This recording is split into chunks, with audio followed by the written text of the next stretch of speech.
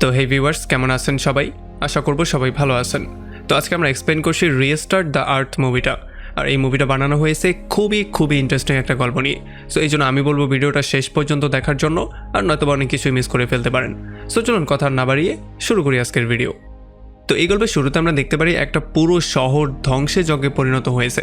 আসলে পৃথিবীর বড় বড় বিল্ডিংগুলো যেগুলো একটা সময় আকাশ ছোঁয়ার চেষ্টা করত, সেগুলো এখন ভেঙে চুরমার হয়ে মাটিতে পড়ে যাচ্ছে। আর এই শহরের মধ্যে এখন ময়লা আবর্জনা ছাড়া আর কিছুই ছিল না। আর সবচেয়ে ইন্টারেস্টিং ব্যাপার হচ্ছে এইটার পেছনের কারণ ছিল গাছ। তবে এগুলো কোনো নর্মাল গাছ ছিল না, এগুলো ছিল 40-50 ফুট উঁচু উঁচু বিশাল বড় বড় গাছ, যেগুলোর জন্য মানুষের মাথা নষ্ট হয়ে গিয়েছিল, মানুষের বসবাসের অযোগ্য হয়ে গিয়েছিল সমস্ত শহরটা। আসলে এগুলো খুব দ্রুত বড় হতো, যেইটাই কিনা ছিল এগুলোর সবচেয়ে ভয়ঙ্কর ব্যাপার। বর্তমানে এই গাছগুলো পুরো দুনিয়ার প্রায় 80% জায়গায় দখল করে ফেলেছে। এই জন্য মানুষজনের বসবাসের অযোগ্য হয়ে গেছে পুরো পৃথিবীটা। আর এর ঠিক 2 বছর পরেই আমরা দেখতে পারি ইয়ং নামের একটা মেয়েকে, যে কিনা তার কুকুরের সঙ্গে জঙ্গলের মধ্যে খেলাধুলা করার ট্রাই করছিল। তবে তখনই তার বাবা ইয়াং এখানে চলে আসে, আর সে তাকে নিয়ে সোজা বাসার দিকে ব্যাক করার ট্রাই করে। আসলে যেহেতু এখন সন্ধ্যা হয়ে যাচ্ছিল, এই জন্য সূর্য ডোবার পরে বাইরে থাকাটা একটা ভয়ঙ্কর ব্যাপার ছিল। এই জন্যই সে তার মেয়েকে সেভ করার জন্য বাসায় নিয়ে যাওয়ার ট্রাই করছিল। তবে যখন তার কুকুরটা এখান থেকে দৌড়ে জঙ্গলের মধ্যে পালিয়ে চলে যায়, তখন সে তার বাবার কাছে রিকোয়েস্ট করে কান্নাকাটি করে সে নিজেও কুকুরটাকে ধরার জন্য জঙ্গলের মধ্যে দৌড় মারে। এখন ইয়ানের কাছেও তার মেয়ের পেছনে দৌড়ানো ছাড়া অন্য কোনো অপশন ছিল না। এই জন্য সে দৌড়াতে দৌড়াতে তার মেয়েকে ফলো করা শুরু করে। তবে তার মেয়েও দৌড়াতে দৌড়াতে একটা জায়গায় চলে আসে। তবে সে তার কুকুরটাকে এখানে আর খুঁজে পায় না। কিন্তু এখানে সে তার সামনে একটা ভয়ঙ্কর গাছ দেখতে পারে, যেই গাছটা কিনা চারপাশে ভয়ঙ্কর রকম করে ডানা ছড়িয়েছিল। তাছাড়া তার মধ্যে একটা হার্টের মতো জিনিস ছিল, যেটা কিনা বারবার করে বিট করছিল। আমরা দেখতে পারি এই গাছগুলোর চারপাশে অনেকগুলো মানুষের ডেড বডি ছিল, যেগুলো কিনা গাছগুলো কামড়ে ধরেছিল। আর তাছাড়া এই গাছের প্রোটেকশন দেওয়ার জন্য গাছের মধ্যেই সাপের মতো একটা জিনিস ছিল, যেটা কিনা মানুষকে পুরো খেয়ে ফেলতো। আর যখন এই গাছটা এখানে একটা মানুষের গন্ধ পেয়ে যায়, তখনই সেই মানুষটাকে খাওয়ার জন্য তার মুখটা খুলে। তবে সৌভাগ্যক্রমে তখনই তার বাবা এখানে চলে আসে, আর সে তাকে কোলে করে নিয়ে এখান থেকে দৌড়ে পালিয়ে যায়, আর সোজা চলে আসে তার ঘরের মধ্যে। এখানে এসে সঙ্গে সঙ্গে দরজা জানালা সব কিছু বন্ধ করে দেয়, আর ঘরের মধ্যে ইউভি লাইট অন করে দেয়। কারণ এই লাইটগুলো থেকে গাছেরা অনেকটা দূরে থাকার ট্রাই করতো, কারণ এই লাইটগুলোকে তারা ভয় পেত। এখন বাসায় আসার পরে তার মেয়ে ইয়াংয়েরও তার জন্য খারাপ লাগে, কারণ তার জন্যই তার বাবা এত বড় একটা ভয়ঙ্কর বিপদের মধ্যে পড়ে গিয়েছিল। এই জন্য সে তার কাছে মাপ চায়, আর আমরা দেখতে পারি তার বাবাও তাকে মাপ করে দেয়। আর এরপর সে তার ঘড়ির মধ্যে একটা ট্র্যাকার লাগিয়ে দেয়, যাতে করে যেই কোনো সময় সে তার লোকেশন ট্র্যাক করে বের করতে পারে। আর একটু পরে যখন গভীর রাত হয়ে যায়, তখন সে ইয়ানকে শুইয়ে দিয়ে নিজেও কিছু কাজ করা শুরু করে। তবে একটু পরে সে নিজেও ঘুমিয়ে পড়ে। আর তখন সে স্বপ্নে দেখতে পারে আজ থেকে কতগুলো বছর আগের একটা সিন। আমরা দেখতে পারি যখন সে একটা গাড়িতে করে তার ওয়াইফ আর তার মেয়েকে নিয়ে কোনো একটা জায়গায় যাওয়ার ট্রাই করছিল, তখন সে তার ওয়াইফের সঙ্গে ডিসকাস করা শুরু করে তার ওয়াইফের পরবর্তী প্রজেক্ট সম্পর্কে। আসলে তার ওয়াইফ ছিল একজন সায়েন্টিস্ট, আর তার ওয়াইফ এই পৃথিবীতে কিছু নতুন কোয়ালিটির গাছ বানানোর ট্রাই করছিল, যেগুলো কিনা খুব দ্রুতই বড় হয়ে যাবে আর মানুষের জন্য খুব দ্রুত অক্সিজেন সার্ভ করতে পারবে। আসলে এই প্রজেক্টটা এই জন্য নেওয়া হয়েছিল কারণ পৃথিবীতে গাছের সংখ্যা অনেকটা কমে গিয়েছিল, আর অক্সিজেনের মাত্রা অনেকটা কমে গিয়েছিল, যেই জন্য মানুষের পৃথিবীতে সার্ভাইভ করাটাই ডিফিকাল্ট হয়ে দাঁড়িয়েছিল। এই জন্যই সায়েন্টিস্টরা মিলে নতুন এই প্রজেক্টটা হাতে নিয়ে যেই কোনো ওয়েতে পৃথিবীকে সেভ করার ট্রাই করছিল। তবে তখনই তার ওয়াইফের ল্যাপটপের মধ্যে একটা ভিডিও কল চলে আসে, যেখানে তার একটা সহকর্মী এই গাছগুলো থেকে তাকে সাবধান থাকার জন্য বলছিল। তবে আসলে এতক্ষণে অনেকটা দেরি হয়ে গিয়েছিল। সামনে যতগুলো গাড়ি ছিল সেখান থেকে মানুষগুলো দৌড়ে চিৎকার করে করে বেরিয়ে আসছিল, কারণ এই ভয়ঙ্কর গাছগুলো তাদের উপরে আক্রমণ করছিল। এগুলো দেখার পরে ইয়ানও বেরিয়ে আসে ব্যাপারগুলোকে চেক করার জন্য। তবে সে দেখতে পারে এই ভয়ঙ্কর গাছগুলো আক্রমণ করতে করতে সামনের দিকে আসছে। আর তখনই গল্পটা আবারও প্রেজেন্টে ব্যাক করে, আর আমরা দেখতে পারি ইয়ানের ঘুমটা তার মেয়ের চিৎকারের আওয়াজ শুনে ভেঙে যায়। এই জন্য সে দৌড়ে চলে আসে তার মেয়ের রুমের মধ্যে। তবে আসলে এখানেও অনেকটা লেট হয়ে গিয়েছিল।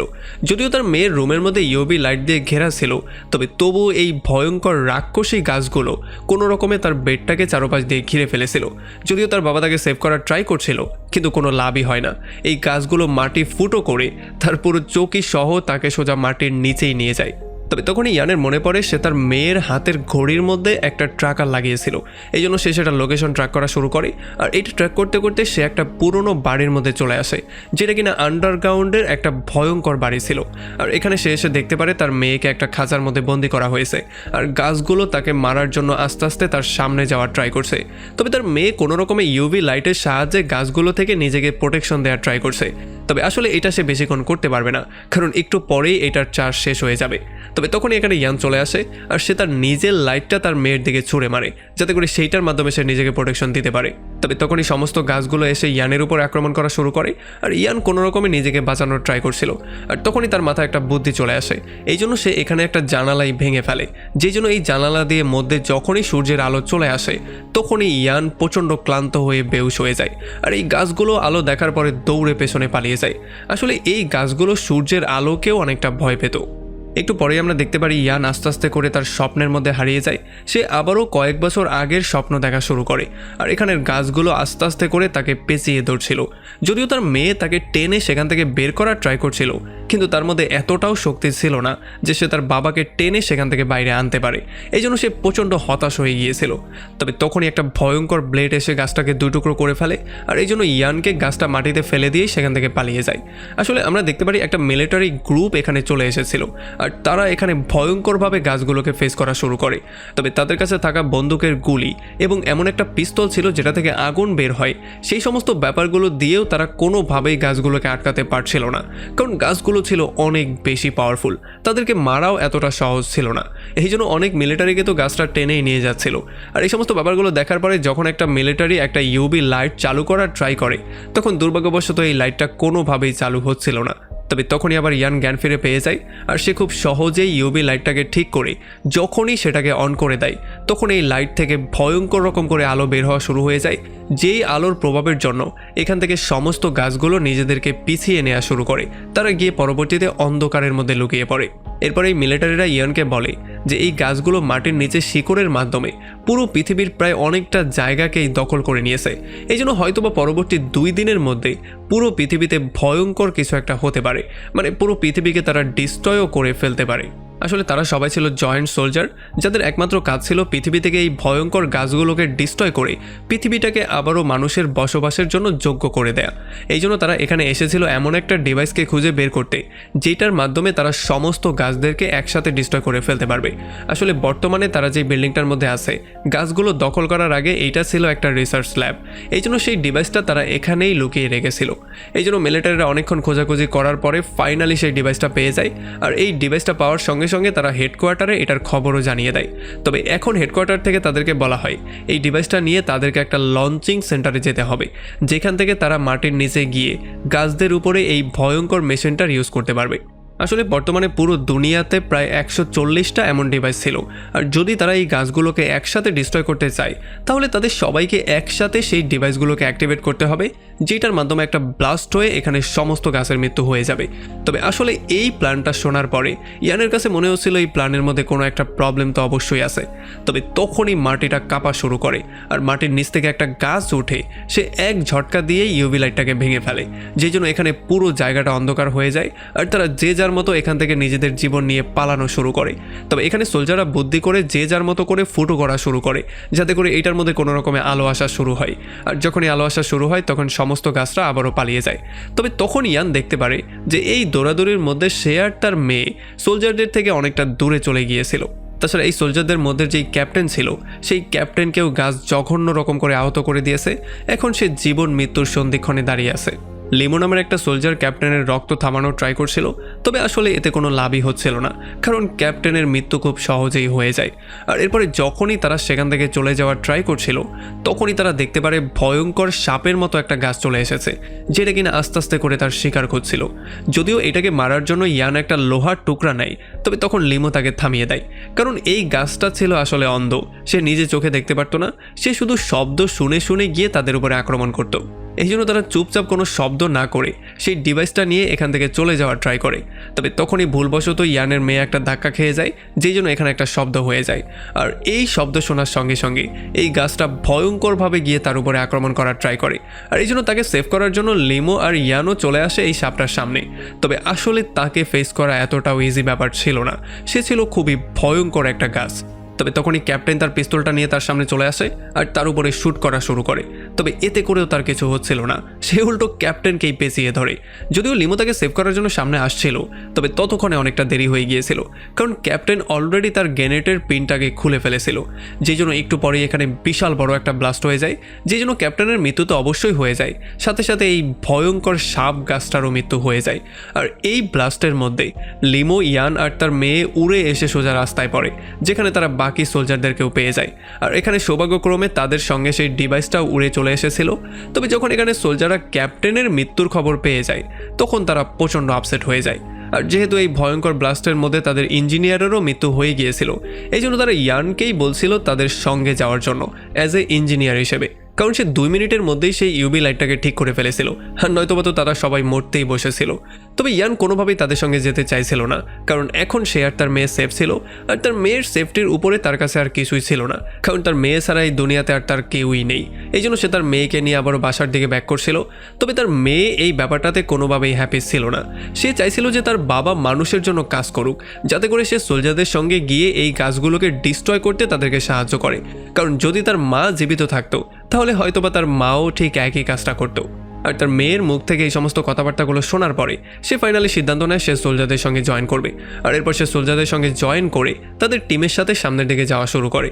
তবে তখনই তারা দ্বিতীয় একটা টিমের সিগন্যাল পেয়ে যায়, যেখানে তাদেরকে বলা হয়েছিল গ্রিন টাইড। আর এইটা শোনার সঙ্গে সঙ্গেই মাটি ফাটা শুরু করে, আর আস্তে আস্তে করে বড় বড় ভয়ঙ্কর বিল্ডিংগুলো মাটিতে ধসে পড়ে যাচ্ছিল। এই জন্য তাদের টিম উল্টো দিকে দৌড়ানো শুরু করেছিল। তবে খুব শীঘ্রই গ্রিন টাইড তার আসল রূপে চলে আসে আর ভয়ঙ্করভাবে তাদের উপরে আক্রমণ করা শুরু করে। আসলে গ্রিন টাইড ছিল অনেকগুলো গাছের একটা কম্বিনেশন, যেটা কিনা ঢেউয়ের মতো সামনের দিকে আসতো, আর এগুলো পুরো সামনে যেটাই পেত সেটাকে ভেঙে চুরমার করে ফেলতো। আর যদি কেউ তাদেরকে বাধা দেওয়ার ট্রাই করতো, তাহলে তো তারা তাকে মাটির সঙ্গে মিশিয়েই ফেলতো। আমরা দেখতে পারি এই বড় বড় বিল্ডিংগুলোকে খুব সহজেই তারা মাটির সঙ্গে মিশিয়ে চুরমার করে দিচ্ছিল। আর সবচেয়ে ভয়ঙ্কর ব্যাপার হচ্ছে এইটা হচ্ছে শুরু, কারণ পরবর্তী 56 ঘন্টার মধ্যে তারা পুরো পৃথিবীটাকেই ডিস্ট্রয় করতে যাচ্ছিল। এখন লিমোর টিম কোনো রকমের যার যার জীবন নিয়ে পালিয়ে যাওয়ার ট্রাই করছিল, তবে তাদের স্পিড ছিল অনেকটা স্লো। অন্যদিকে টাইডের স্পিড ছিল অনেক বেশি, যারা কিনা ভয়ঙ্কর রূপে তাদের উপরে আক্রমণ করতে আসছিল। এই জন্য তারা সবাই দৌড়ে কোনো রকম একটা বাসের মধ্যে উঠে যায়। আর যখন টাইড তাদের উপরে আক্রমণ করে, তখন এই বাসটা উড়ে গিয়ে একটা বিল্ডিং ফুটো করে মধ্যে চলে যায়। আর এই জন্য কোনো রকমে তারা তাদের সবার জীবন নিয়ে বিল্ডিংয়ের মধ্যে চলে আসে। এখন কোনো রকমের টাইড তো শেষ হয়ে গিয়েছিল, তবে নিচে যেই মানুষগুলো ছিল তাদের সবাইকে টাইড ডিস্ট্রয় করে দিয়ে চলে গিয়েছিল। আর উপরে যারা জীবিত ছিল তারা এই ব্যাপারটা ক্লিয়ারলি বুঝতে পেরেছে যে 56 ঘন্টা পরে যেই জিনিসটা হওয়ার শঙ্কা তারা করেছিল, সেটা হয়তোবা সময়ের আগেই শুরু হয়ে যাবে। এখন তারা সিদ্ধান্ত নেয় তারা এই খবরটা হেডকোয়ার্টারে পাঠিয়ে দিবে, তবে তারা কোনোভাবেই সিগন্যালই পাচ্ছিল না। তবে তখনই ইয়ানের নজর পড়ে সামনে থাকা একটা বিল্ডিংয়ের সিগন্যাল টাওয়ারের উপরে। এই জন্য তারা সেখানে যাওয়ার সিদ্ধান্ত নেয়। আসলে এই বিল্ডিং আর সেই বিল্ডিংয়ের মাঝখানে একটা পুলের মতো জিনিস ছিল, যেটা কিনা খুবই ভয়ঙ্কর অবস্থায় ছিল, মানে এটা যে কোনো সময় ভেঙে পড়বে এই অবস্থায় ছিল। তবে যেহেতু তাদের কাছে অন্য কোনো অপশন ছিল না, এই জন্য তারা এই পুলটাকে পার করারই সিদ্ধান্ত নেয়। তবে যখন তারা আস্তে আস্তে করে এই পুলটাকে পার করার ট্রাই করছিল, তখনই তাদের পাশের বিল্ডিংটা ভয়ঙ্করভাবে ডিস্ট্রয় হয়ে যায়। মানে 1 সেকেন্ডের মধ্যে বিল্ডিংটা একেবারে গুঁড়ো গুঁড়ো হয়ে যায়। যদিও তারা কোনো রকমের জীবনে বেঁচে যায়, তবে এই বিল্ডিংটা ডিস্ট্রয় হওয়ার জন্য এখানে পুরো ধুলো বালুতে ভরে যায়, আর পুরো জায়গাটা অন্ধকারের মতো হয়ে যায়। আর এই ব্যাপারটার জন্যই ইয়ানের মেয়ে পা পিছলে সোজার নিচে পড়ে যায়। তবে এই টিমের যে নতুন ক্যাপ্টেন ছিল, সে রশির সাহায্যে উড়ে গিয়ে কোনো রকমে তার মেয়েকে ক্যাচ করে। আর তখন ইয়ান এই রশিটা ধরে কোনো রকমে তাদেরকে টেনে উপরে তোলার ট্রাই করছিল। তবে এই রশিটাও ছিল খুবই দুর্বল, যেটা কিনা তাদের দুজনের ভার সহ্য করতে পারছিল না। আর এটা যে কোনো সময় ছিঁড়ে তাদের দুজনেরই মৃত্যু হতে পারত। এই জন্য ক্যাপ্টেন ইয়ানের মেয়েকে সেভ করার জন্য ফাইনালি নিজের জীবনটাকেই স্যাক্রিফাইস করে দেয়। এটার জন্য যদিও লিমো প্রচণ্ড আপসেট হয়ে যায়, তবে এখন তার মরার পরে লিমো হয়ে যায় এই গ্রুপের নতুন ক্যাপ্টেন। এরপরে যতক্ষণে ইয়ান তার মেয়েকে টেনে উপরে তুলে, ততক্ষণে ব্রিজটা পুরো ভেঙে পড়ে যাচ্ছিল অবস্থা। আমরা দেখতে পারি সমস্ত সোলজাররা দৌড়ে কোনো রকম ওই বিল্ডিংয়ে চলে যায়। আর একেবারে শেষ মুহূর্তে ইয়ান তার মেয়েকে নিয়ে দৌড়ে বিল্ডিংয়ের মধ্যে চলে আসে। আর এরপর ইয়ান এখানের সিগন্যাল টাওয়ারটাকে ঠিক করে। আর তখন লিমো এই সিগন্যাল টাওয়ারের সাহায্যে ফাইনালি তার হেডকোয়ার্টারের সাথে কানেক্ট করে। আর বাকি যে 140টা ডিভাইস ছিল তাদের সদস্যদের সঙ্গেও তারা একসাথে কানেক্ট করে।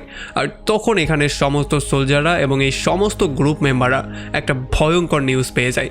তারা জানতে পারে যে পরবর্তী 56 ঘন্টা পরে যে ভয়ঙ্কর গ্রিন টাইডটা তাদের উপরে আক্রমণ করার কথা ছিল সেটা তাদের উপরে মাত্র 4 ঘন্টা পরেই আক্রমণ করতে যাচ্ছে। আর তাছাড়া তারা এটাও জানতে পারে যে তারা মাটির নিচে যেই ডিভাইস দিয়ে আক্রমণ করার প্ল্যানিং করেছিল সেই সমস্ত গাছগুলো আসলে একটা পয়েন্টে কানেক্ট করা আছে। এই জন্য যদি তারা 140টা ডিভাইস মাটির নিচে একসাথে লঞ্চও করে তাহলেও তারা গাছগুলোকে মারতে পারবে না, কারণ গাছগুলোর পয়েন্ট হচ্ছে গিয়ে একটা। যদি তারা সেই স্পেসিফিক পয়েন্টে গিয়ে আক্রমণ করতে পারে তাহলেই এই গাছটার মৃত্যু হয়ে যাবে, আর খুব সহজেই তারা সমস্ত গাছগুলোকে একসাথে মেরে ফেলতে পারবে। এই জন্য তাদেরকে সেই পয়েন্টটাকে খুঁজে বের করতে হবে। কিন্তু এই মিশনের সমস্যাটা ছিল তারা জানতোই না এমন দুর্বল পয়েন্টগুলো কোথায় আছে, বা একটা পয়েন্ট থাকলে সেইটাই বা কোথায় আছে। এই জন্য তারা প্রচণ্ড ডিপ্রেস হয়ে গিয়েছিল। আর তাছাড়া এই প্রজেক্টে এখন পর্যন্ত কয়েক হাজার সোলজারের মৃত্যু হয়ে গেছে, আর এই প্রজেক্টটা এখানে শেষ করে দেয়া কোনো রকমই যুক্তিযুক্ত কাজ ছিল না। এই জন্য তারা বুঝতেই পারছিল না তারা কি করবে। তবে তখনই জ্ঞান এসে তাদের সবার সামনে ভাষণ দেওয়া শুরু করে। সে সবাইকে মোটিভেট করে এবং এই মোটিভেশন পেয়ে ফাইনালি 140টা গ্রুপই সিদ্ধান্ত নেয় যেই কোনো ওয়েতে তারা এই যুদ্ধটাকে চালিয়ে যাবে, আর তারা যেই কোনো ওয়েতে সেই পয়েন্টগুলোকে খুঁজে বের করবেই করবে। যাই হোক, এদিকে লিমোর টিম সোজা চলে আসে সেই লঞ্চ স্টেশনে, আর তারা সেই ডিভাইসটাকে লঞ্চ করার জন্য ফুললি প্রিপারেশন নিয়েও ফেলে। তবে তারা এই ব্যাপারটা জানতো না যে একটা ভয়ঙ্কর বিপদ তাদের জন্য ওয়েট করছিল। আসলে একটা ভয়ঙ্কর গ্রিন টাইড তাদের উপরে আক্রমণ করতেই এদিকে আসছিল। আর একটু পরে তারা গিয়ে এই ডিভাইসটাকেও লঞ্চ করে দেয়। তবে এই ডিভাইসটা জায়গা মতো ফাটার জায়গায় এই গাছ যেই প্রোটেকশন বানিয়েছিল সেই প্রোটেকশনই ভেদ করতে পারে না। আসলে বাকি টিমগুলোকেও এই একই সমস্যা ফেস করতে হচ্ছিল, এই জন্য তারা সবাই আবারও হাল ছেড়ে দিচ্ছিল। তবে তখনই ইয়ানের মাথায় একটা বুদ্ধি চলে আসে। সে তাদের সবাইকে বলে যে আমাদের এই লঞ্চ স্টেশনের এনার্জি আমাদের পাশেরই ভলকানোর জিও থার্মাল এনার্জি থেকে সৃষ্টি হয়। সো যদি আমরা একসাথে সমস্ত থার্মালগুলোকে বন্ধ করে দিই, মানে সমস্ত লাভাগুলোকে একসাথে বন্ধ করে দিই, তাহলে এগুলো সব এক জায়গায় চলে আসবে। আর এই সমস্ত লাভাগুলোকে এক জায়গায় করে এই গরম গরম লাভার পাওয়ারের ইউজ করে আমরা চাইলে সেই প্রোটেকশন লেয়ারটাকে ভেঙেও ফেলতে পারি। তবে আসলে এই প্ল্যানটাতেও আরও একটা সমস্যা ছিল, কারণ বাকি যেই সুরঙ্গের কানেকশনগুলো ছিল সেই কানেকশনগুলো তারা লস করে ফেলেছিল। এই জন্য এখন তাদের কাছে একটাই অপশন ছিল যে ম্যানুয়ালি সেই সুরঙ্গগুলোতে গিয়ে সেখানের যেই কন্ট্রোলিং সিস্টেম আছে সেইটাকেই উড়িয়ে দেয়া, তাহলেই হয়তোবা তারা লাভাগুলোকে এক জায়গায় করতে পারবে। এই জন্য ইয়ান ফাইনালি তার মেয়েকে গুড বাই বলে এখান থেকে বাকি টিমের সাথে চলে যায়। তবে যাওয়ার আগে সে বলে যায় যে সে এখানে অবশ্যই ব্যাক করবে। এখন যখন তারা আস্তে আস্তে করে মাটির নিচে যাওয়া শুরু করে তখন আস্তে আস্তে করে লাভার গরমও বাড়তে থাকে, আর আস্তে আস্তে করে এটা অসহ্য যন্ত্রণা হওয়া শুরু হয়ে যায়। তবে সামনে তারা কোনোভাবেই যেতেও পারছিল না, কারণ বিভিন্ন জায়গায় বিভিন্ন গাছ দখল করে বসেছিল, তাদেরকে মারার জন্য তারা রেডি হয়েছিল। এই জন্য যখন তারা তাদের উপরে আক্রমণ করে সামনে যাওয়ার ট্রাই করে তখন গাছেরাই তাদের উপরে আক্রমণ করে দেয়, যেই জন্য এখানে ইয়ান আহত হয়ে যায়। তবে এই জন্য এখানের একটা সোলজার তাদেরকে বাঁচানোর জন্য এখানে বিশাল বড় একটা ব্লাস্ট করিয়ে দেয়, যেই ব্লাস্টে তার নিজেরও মৃত্যু হয়ে যায়। আর আমরা দেখতে পারি লিমো আর ইয়ানের কাছে কান্নাকাটি করার মতো সময় ছিল না, এই জন্য তারা আরও একটা বমের বাক্স নিয়ে আস্তে আস্তে করে সামনের দিকে যাওয়া শুরু করে। এখন তাদের সামনে একটা দরজা চলে আসে, এই জন্য ইয়ান লিমোকে বলে দরজাটা খোলার জন্য কিছু একটা খুঁজে বের করার জন্য। আর যখনই লিমো দরজাটা খুলতে কিছু আনতে যায় তখন ইয়ান এদিকে দরজাটা খুলে ওই পারে গিয়ে সোজা দরজাটাকে বন্ধও করে দেয়। আর তখনই লিমো বুঝতে পারে ইয়ান আসলে নিজের জীবনের ঝুঁকি নিতে যাচ্ছে, এই জন্য সে ইয়ানকে বারবার করে দরজাটাকে খোলার জন্য বলে। তবে ইয়ান তার সিদ্ধান্ত নিয়েছিল সে কোনোভাবেই আর দরজা খুলবে না, মানে সে লিমোকে কোনোভাবেই মধ্যে আসতে দিবে না। এই জন্য সে তাকে বলে যে আমার মেয়ের খেয়াল রেখো, এইটা বলেই সে মধ্যে চলে যায় সেই লাভাগুলোকে এক জায়গায় করার জন্য। তবে তখনই বাইরে ভয়ঙ্কর রকম করে মাটি ফাটা শুরু হয়ে যায় আর সব কিছু কাঁপাকাঁপি শুরু হয়ে যায়, কারণ সমস্ত গাছগুলো একসাথে পৃথিবীর উপরে আক্রমণ করা শুরু করে দিয়েছিল। আর এই সমস্ত ব্যাপারগুলো দেখার পরে সবারই মনে হচ্ছিল যে হয়তোবা তাদের শেষ সময় চলে এসেছে, যেই কোনো সময়ই তাদের মৃত্যু হয়ে যেতে পারে। আর তখন অন্যদিকে আমরা দেখতে পারি ইয়ান তার আহত পা নিয়েও আস্তে আস্তে করে কোনো রকমের সামনের দিকে যাওয়ার ট্রাই করছিল, কিন্তু তখনই এই বিল্ডিং কাঁপাকাঁপির জন্য বিল্ডিংয়ের ইটগুলো খুলে তার গায়ের উপরে পড়া শুরু করে, যেই জন্য সে আরও বেশি আহত হয়ে যায়। সে আর সামনের দিকে এগোতেও পারছিল না, তবে তবুও কোনো রকমে হামাগুড়ি দিয়ে সে সামনের দিকে যাওয়া শুরু করে। আর একটা পর্যায়ে সে বমটা নিয়ে সেই কন্ট্রোল রুমে চলেও আসে, আর এখানে এসে সে বাকি 140টা গ্রুপের সাথে কমিউনিকেশন করার সুযোগ পেয়ে যায়। এই জন্য সে সবাইকে সমস্ত ব্যাপারগুলোর ইনস্ট্রাকশন দেওয়া শুরু করে। আর তখন অন্যদিকে যখন তার মেয়ে তাকে স্ক্রিনে দেখতে পারে তখন সে কান্নাকাটি করতে করতে তার বাবাকে ফিরে আসতে বলছিল। তবে সে এই ব্যাপারটা খুব ভালো করে জানতো যে তার বাবা পৃথিবীকে বাঁচানোর জন্য, তাদেরকে বাঁচানোর জন্য তার নিজের লাইফ লাইফটাকে স্যাক্রিফাইস করতে যাচ্ছে। আর তখনই আমরা দেখতে পারি বোমের টাইমারটা শেষ হয়ে যায়, যেই জন্য এখানে বিশাল বড় একটা ব্লাস্ট হয়ে যায়। আর এই ব্লাস্টের জন্য এখানে কন্ট্রোল সিস্টেমটা নষ্ট হয়ে যায় আর সমস্ত লাভাগুলো একসাথে নিচে যাওয়া শুরু করে। মাটির নিচে এত গরম লাভা একসাথে যাওয়ার জন্য গাছের যেই প্রোটেকশন লেয়ারটা ছিল সেটাও আস্তে আস্তে নষ্ট হওয়া শুরু হয়ে যায়। আর একটা পর্যায়ে যখন সেই প্রোটেকশন লেয়ারটা নষ্ট হয়ে যায় তখন সেই লঞ্চার মেশিনটাও প্রোটেকশন লেয়ার ভেদ করে মধ্যে চলে আসে আর এগুলো গাছের শিকড়ের মধ্যে গিয়ে পেঁচিয়ে পড়ে।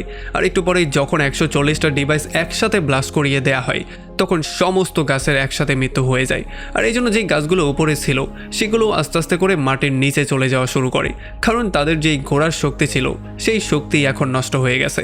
আর এমন করেই পৃথিবীটা আবারও মানুষের বসবাসের যোগ্য হওয়া শুরু করে। এই ব্লাস্টের পরে পৃথিবীতে এখনও যারা জীবিত ছিল তারা সবাই খুবই হ্যাপি ছিল, কারণ তারা একটা বিশাল বড় বিপদের হাত থেকে মুক্ত হয়েছিল। আর সেই দিনের পর থেকে নতুন একটা সময়ের সৃষ্টি হয়েছিল, মানুষ নতুন করে আবারও নতুন একটা শুরু করার সুযোগ পেয়েছিল। আর এমন একটা ইন্টারেস্টিং পয়েন্টে এই পুরো মুভিটা এখানেই শেষ হয়ে যায়। তো আমাকে কমেন্ট করে জানান কেমন লাগলো ভিডিও। যদি ভালো লাগে তাহলে অবশ্যই একটা লাইক করবেন, আর যদি এখনও আমাদের চ্যানেলটা সাবস্ক্রাইব করে না থাকেন তাহলে প্লিজ করে ফেলুন। তো আমাদের দেখা হবে অন্য কোনো ভিডিওতে অন্য কোনো একদিন। Till then, take care.